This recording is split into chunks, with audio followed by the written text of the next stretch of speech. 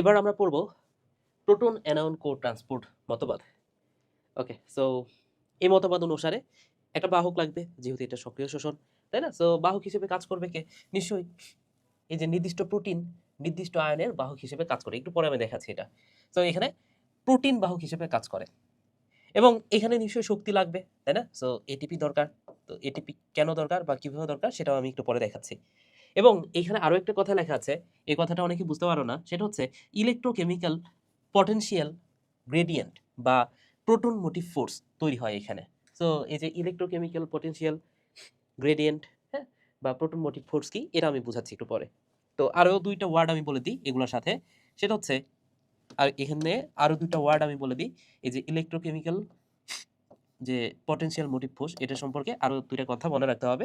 একটা হচ্ছে pH gradient gradient আর একটা হচ্ছে পটেনশিয়াল গ্রেডিয়েন্ট। এই যে পটেনশিয়াল পটেনশিয়াল, এটার উচ্চারণ পটেনশিয়াল গ্রেডিয়েন্ট। ওকে, তো গ্রেডিয়েন্ট মানে যদি আমি সহজ বাংলায় বলি, গ্রেডিয়েন্ট মানে ধরে নিতে পারো পার্থক্য। ঠিক আছে, সো যেখানে গ্রেডিয়েন্ট আছে এটা হচ্ছে পার্থক্য। তাহলে পিএইচ এর পার্থক্য আর পটেনশিয়াল গ্রেডিয়েন্ট এটা হচ্ছে ইলেকট্রনের পার্থক্য আর কি, পজিটিভ নেগেটিভের বা ক্যাটায়ন অ্যানায়নের পার্থক্য। আচ্ছা, এবং এই ধারণাটি পিটার মিচেল এর কেমিওজমোটিক মডেলের ভিত্তিতে প্রতিষ্ঠিত। আচ্ছা, এই কথাটা এত বেশি গুরুত্বপূর্ণ না, প্রথম দুইটা কথা একটু মাথায় রাখতে হবে। ঠিক আছে, এবার আসো প্রোটন অ্যানায়ন কো ট্রান্সপোর্ট কিভাবে হয় সেটা একটু ব্যাখ্যা করি। তো আমাদের আগের মতোই কি লাগবে? কোষ ঝিল্লি লাগবে, তাই না? সো এটা হচ্ছে কোষ ঝিল্লি, এটা হচ্ছে ভাইয়া কোষ ঝিল্লি। কোষ ঝিল্লি, তো কোষ ঝিল্লির এই জায়গাগুলোতে প্রোটিন থাকে। কোষ ঝিল্লিতে কি থাকে? এগুলোতে প্রোটিন থাকে। সো প্রোটিন থাকে বা বাহক থাকে, যাই বলি আমি, এগুলো হচ্ছে বাহক। তো আমি যদি এই পাশটাকে ধরি কোষের ভেতর, এটাকে যদি আমি ধরি কোষের ভেতর, ভেতরের দিক, ভেতরের দিক, এই পাশটাকে যদি ধরি এবং এই পাশটা, তাহলে কি হবে? বাইরের দিক। এটা হচ্ছে বাহিরের দিক। তো ঘটনা যেটা ঘটবে, কোষের ভেতরে তো হাইড্রোজেনের কোনো কমতি নাই। কেন হাইড্রোজেনের কমতি নাই? দেখো, পানি গ্রহণ করলে সেখানে হাইড্রোজেন আছে, উদ্ভিদ পানি তো গ্রহণ করতেছে অলওয়েজ, তো পানি গ্রহণ করলে সেখানে হাইড্রোজেন থাকবেই, তাই না? সো এখানে দেখো হাইড্রোজেনের কোনো কমতি নাই কোষের ভেতরে, তার মানে কি এখানে হাইড্রোজেন আয়নেরও কোনো কমতি নাই। এখানে হাইড্রোজেন আয়ন আছে। এখানে ভাইয়া কি আছে বলতো? হাইড্রোজেন আয়ন আছে। এখন বাইরে তো আবার হাইড্রোজেন তো থাকবেই, বাইরে আরো কিছু ক্যাটায়ন থাকতে পারে, যেমন আমি ধরতে পারি যে পটাশিয়াম আছে ধরে নাও, যেটা কোষের ভেতরে নাই। ঠিক আছে, তো এখানেও ধরে নাও যে বিভিন্ন বাহক আছে, এখানেও বাহক আছে। আচ্ছা, এখানে আরো একটা বাহক আমি ধরলাম, এখানেও বাহক আছে। ঠিক আছে, আচ্ছা, তো ঘটনা যেটা ঘটে, এই হাইড্রোজেন সে যখন দেখতেছে, আচ্ছা বাইরে এখানে কি ওয়েট করতেছে, হ্যাঁ সে তো ঘরের ভেতরে আছে, তো সে জানালা দিয়ে দেখতেছে আরে এখানে তো ক্যাটরিনা দাঁড়ায় আছে। তো ক্যাটায়ন না বলে তুমি ক্যাটরিনা ভাবতে পারো, তো কাটরিনা বা কারিনা যাই হোক। তো হাইড্রোজেন ভাবতেছে যে ভাইয়া, তাহলে বাইরে যেহেতু কাটরিনা দাঁড়ায় আছে, আমি তাহলে বাইরে যাইতে হবে আমার। ঠিক আছে, সো হাইড্রোজেনটা কি করে?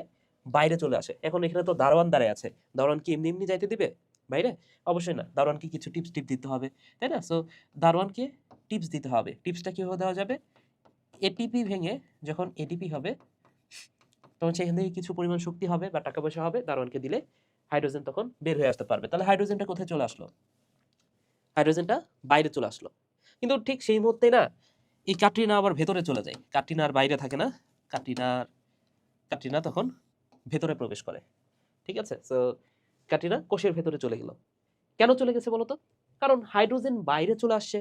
আর হাইড্রোজেন যখন বাইরে চলে আসে, তখন দুইটা ঘটনা কোষের ভেতরে ঘটছে। প্রথম ঘটনাটা কি বলতো? প্রথম ঘটনা হচ্ছে যে কোষের ভেতরে যেহেতু হাইড্রোজেন বাইরে চলে গেল, কোষের ভেতরে প্রোটনের পরিমাণ কমে গেল, প্রোটন বা ক্যাটায়নের পরিমাণ কম। প্রথম ঘটনা হচ্ছে ক্যাটায়নের পরিমাণ কম, পরিমাণ কম। এবং দ্বিতীয় কথা হচ্ছে হাইড্রোজেন, কিন্তু হাইড্রোজেন যদি কোথাও থেকে চলে যায়, সেই জায়গাটাতে পিএইচ কিছুটা বেড়ে যায়।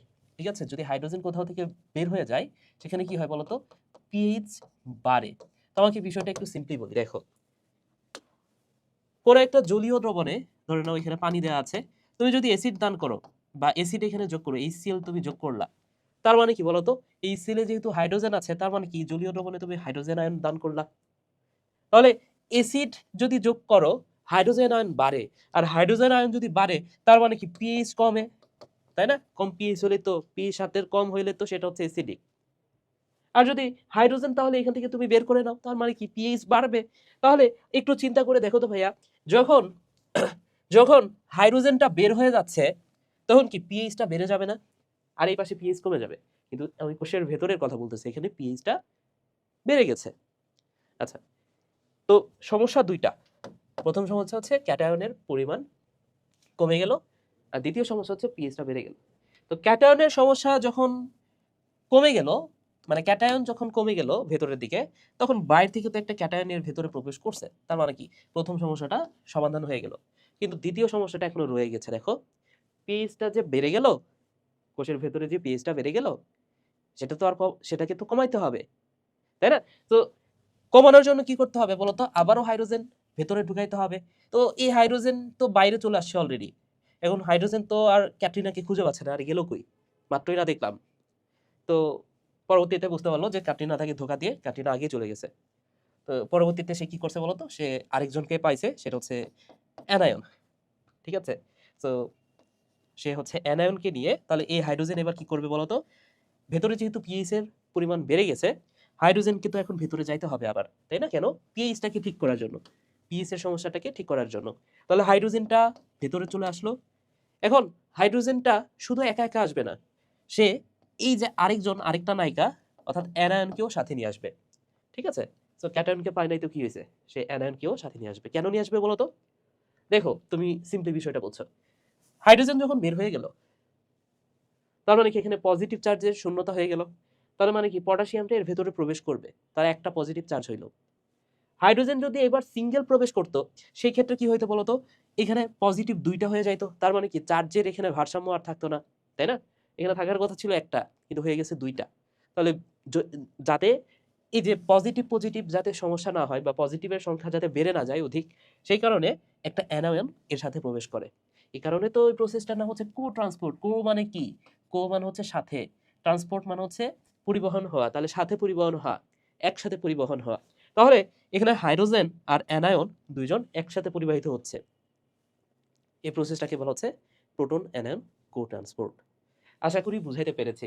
তাহলে এখানেও দেখো, একটা ক্যাটায়ন আর অ্যানায়ন একই সাথে প্রবাহিত হয়েছে, এই কারণেই তো এটা সক্রিয় মতবাদ।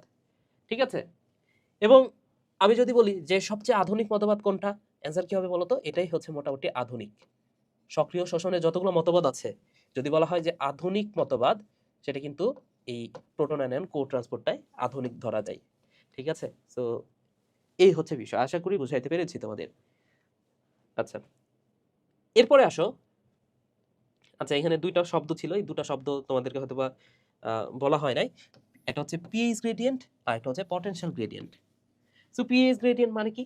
এই যে যখন হাইড্রোজেনটা বের হয়ে যাচ্ছে, হাইড্রোজেন বের হয়ে গেলে পিএইচ বেড়ে যাচ্ছে, এই পাশে পিএইচ কমে যাচ্ছে। এই যে পিএইচ এর যে পার্থক্য, এটা হচ্ছে পিএইচ গ্রেডিয়েন্ট। আর পটেনশিয়াল গ্রেডিয়েন্ট কি? যখন হাইড্রোজেনটা বের হয়ে যাচ্ছে, তখন দেখো তো ভাইয়া, এখানে ক্যাটায়নের পরিমাণ কম, এখানে ক্যাটায়নের পরিমাণ বেশি হয়ে যাচ্ছে। তাহলে এই যে দেখো, পজিটিভ নেগেটিভ চার্জের একটা পার্থক্য তৈরি হচ্ছে। তাহলে এই পজিটিভ নেগেটিভের যে পার্থক্য, সেটাকে বলা হচ্ছে পটেনশিয়াল গ্রেডিয়েন্ট। ঠিক আছে? আর এই পটেনশিয়াল গ্রেডিয়েন্ট, পিএইচ গ্রেডিয়েন্টকে একত্রে আমরা বলতে পারি ইলেকট্রোকেমিক্যাল পটেনশিয়াল গ্রেডিয়েন্ট বা ইলেকট্রন মোটিভ ফোর্স। তাহলে এই যে ইলেকট্রোকেমিক্যাল পটেনশিয়াল গ্রেডিয়েন্ট অথবা ইলেকট্রোমোটিভ ফোর্স, এটার মাধ্যমেই কিন্তু এই প্রসেসটা সংগঠিত হয়। ওকে?